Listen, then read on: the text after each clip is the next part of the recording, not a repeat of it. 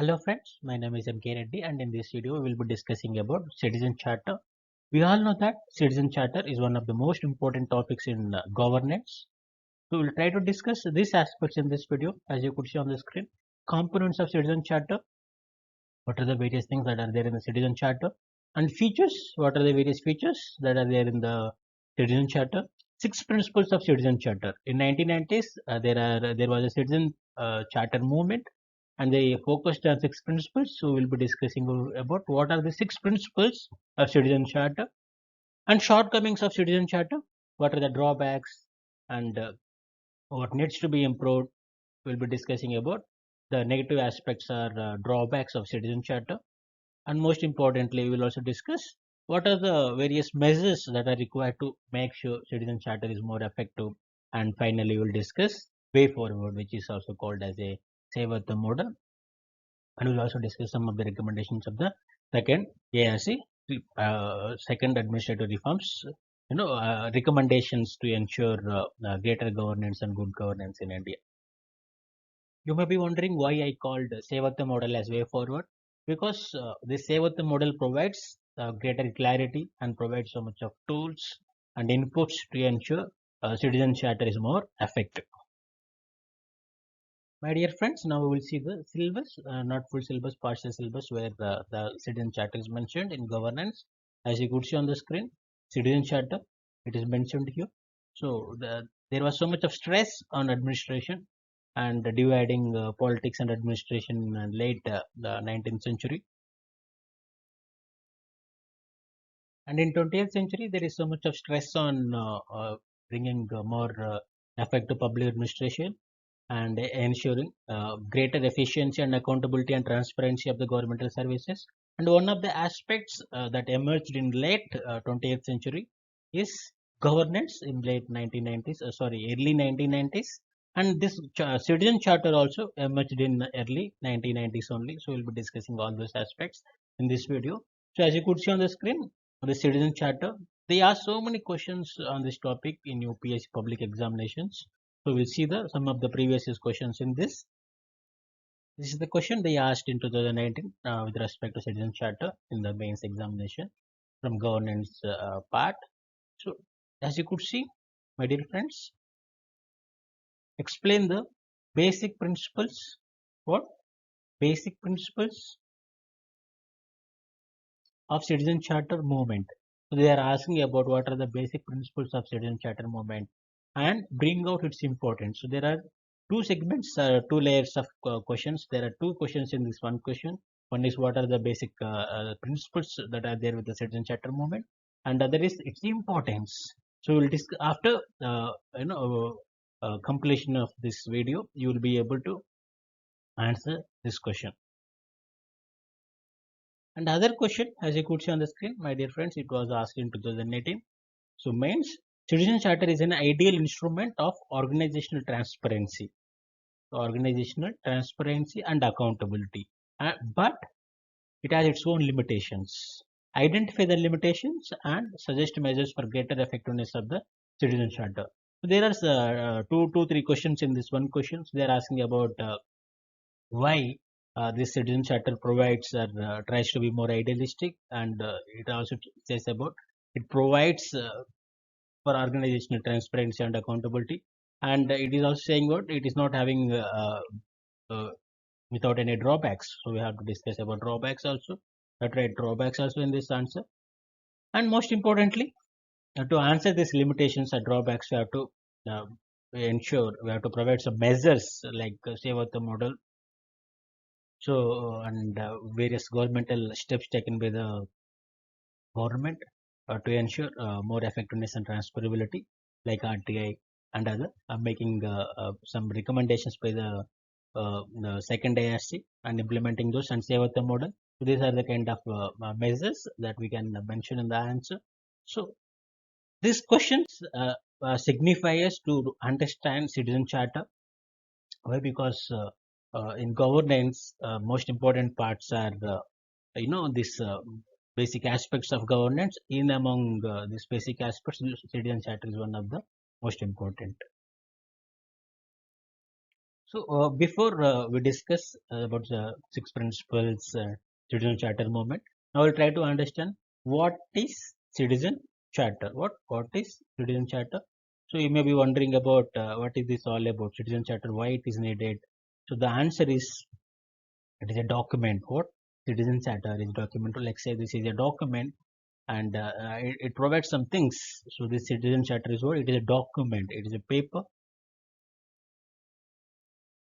which outlines the commitment. For example, there is an organization and it provides its commitment with respect to delivery of services, like with respect to quality standards and duration of that delivery of services. And most importantly, we all know that in India we are having so much of evil practices. Like one of them is discrimination, and this citizen charter provides what no discrimination and accessible for all the people. And most importantly, this citizen charter also provides for redressal of the problem and the quick redressal of the problem. So this is what basically citizen charter composes or components of citizen charter. This is basically what a document which tries to provide time bound and quality and non-discriminatory kind of services to the citizens, to the customers, to the beneficiaries, and it also provides with how to like redressal, grievance redressal mechanism also is enlisted in the citizen charter. So you may be wondering why the citizen charter is needed. Why? Because we all know that though there are so much for stress by the government to ensure effective and responsible government and corruption-free government. The one of the hurdles why there is no so much efficiency and transparency is because of people are not aware. So to make it more citizen centric, but citizen centric and citizen friendly. For example, there are so many services. One of the services, public distribution system, what PDS. So the customer, the beneficiaries knows what can they can expect from the government. For example, the government informed them they are supposed to get per month 12 kgs for one person and this much amount of kgs of pulses and oil this much, sugar this much, atta this much. So they would be expecting that only, not more, not less. So with the citizen charter, so there will be a what friendly relationship between the governmental agencies and public authority, public. And most importantly, there will be transparency since people expect what is that government is providing. So if the government is not providing what is promised, so they can check that. And not only that, it ensures what more customer oriented service, and it tries to involve the beneficiaries into the providing the services. And most importantly, it helps to reduce the time, and most importantly it tries to bring more citizen centric administration. So far we discussed what is citizen charter and why citizen charter is needed. Now we'll try to understand the origin of citizen charter, where this concept originated. So the answer, we'll try to find out from where it originated. The answer is United Kingdom, 1991. So there was so much of stress by then UK Prime Minister to provide a quality public services. What? Quality public services, and to ensure to meet the needs of the beneficiaries and wishes of the users or the public. So to ensure the needs of the people are met, so this citizen charter originated where in United Kingdom, and later on there was a so much of stress on greater efficient, transparent services and corruption-free services. So it is having some motto on objective, and the first and foremost, the objective of citizen charter is to provide information to whom, to the beneficiary, to whom, to the public, to whom, to the public, to the citizen, the information that is needed. And most importantly, one of the reasons why citizen charter was initiated in 1990s in the United Kingdom is to provide what trust between the governmental agencies or public authorities and the public. There is a trust between the government and public. It provides what? Greater efficiency and transparency, and to bring what? Professionalism in the services provided or rendered by the government. No professionalism. So, and to end discrimination. Why? Because local authorities, there could be stereotypes of discrimination. So to end that, any sort of discrimination, there has to be equality in strict, and most importantly, to measure whether these services are properly delivered or not. So all these details, would be overcome with the help of what? Citizen Charter. So now we'll try to discuss the importance of Citizen Charter.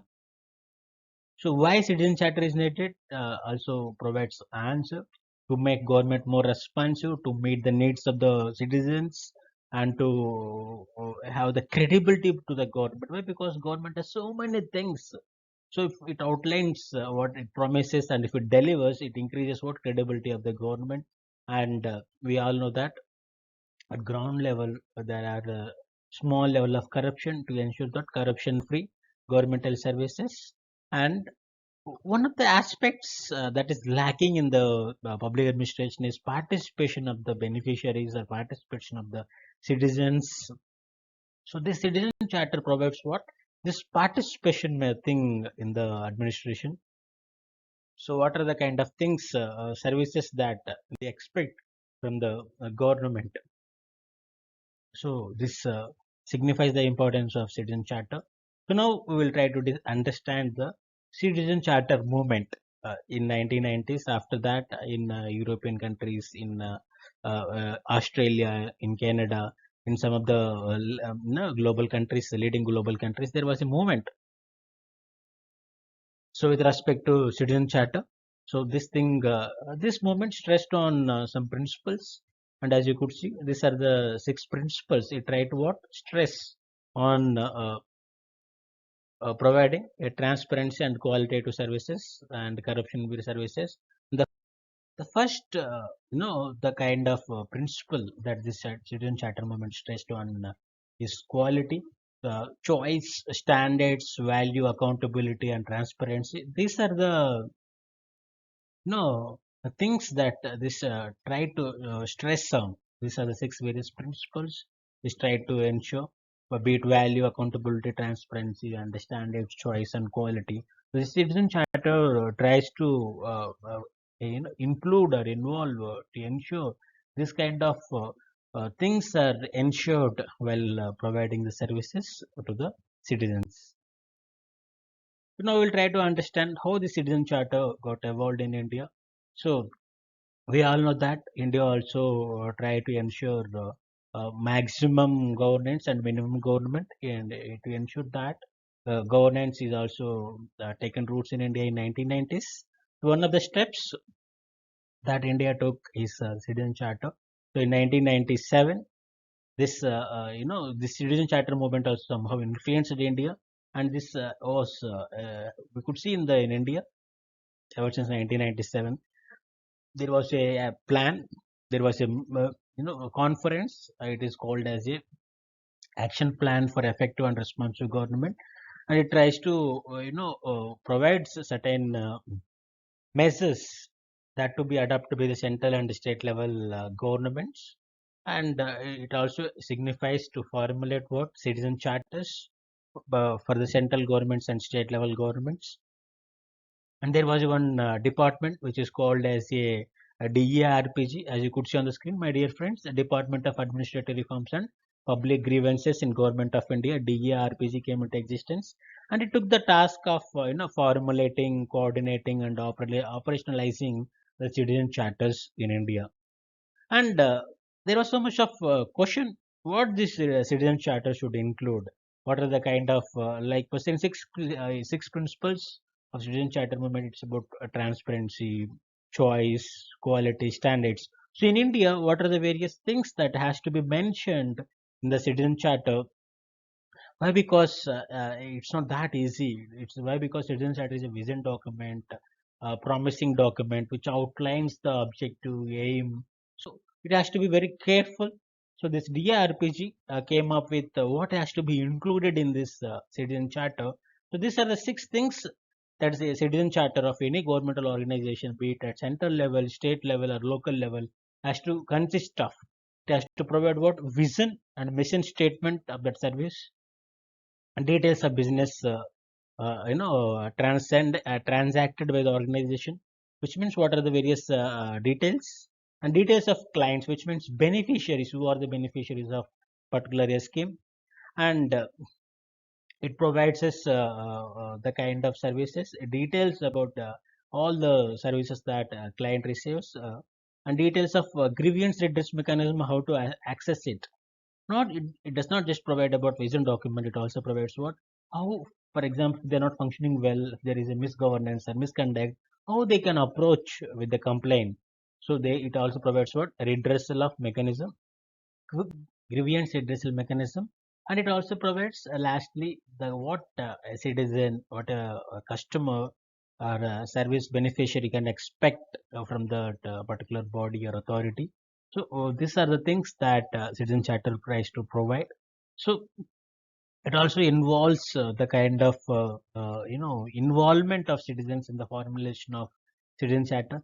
DRPG suggested to involve the stakeholders of what the stakeholders at a local level, to involve them to make while making the or formulating the citizen charter, be it civil society, organizational groups, community developmental organizations. So as you could see on the screen, my dear friends, by 2005, the central government is having so many departments. We all know that. So all these departments at the central level are having the citizen charters. So as you could see on the screen, as of 2005, there were around 630 citizen charters by the each governmental agency of central government, union government, and union territories. This shows about the seriousness of this initiative by the government to bring what more responsive, citizen-centric, citizen-friendly administration or governance in the country. So as you could see on the screen, there is a website, exclusive website on the Citizen Charter in India. So this is the Citizen Charter of Union Government or Central Government. So this website, this thing is the Government of India charters.nic.in. So it was initiated in 2002.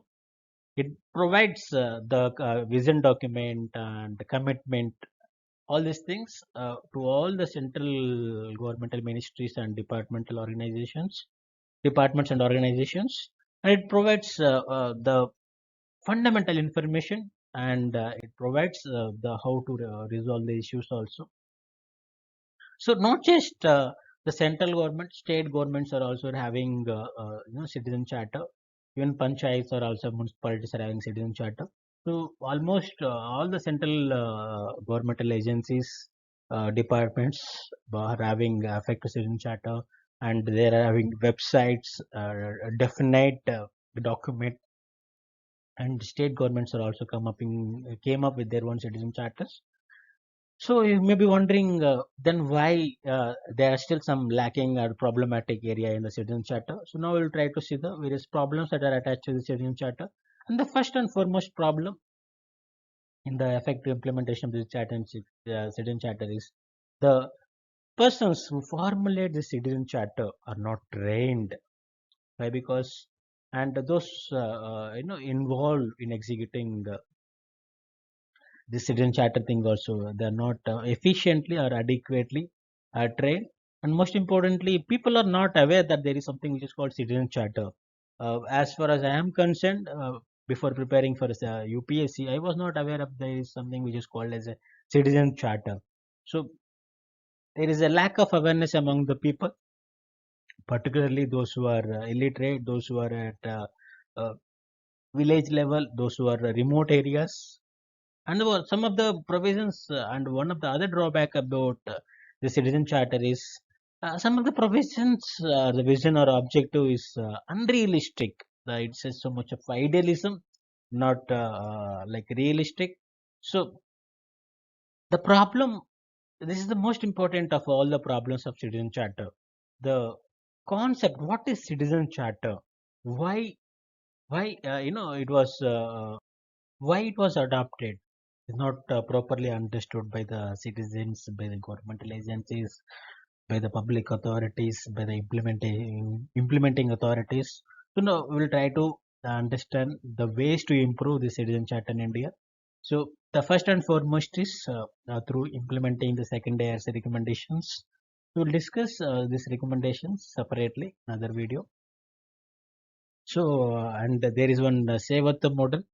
This Sevatha model stresses on citizen-centric administration, and the most important aspect of the Sevatha model is to bring what citizen charter, more uh, effective.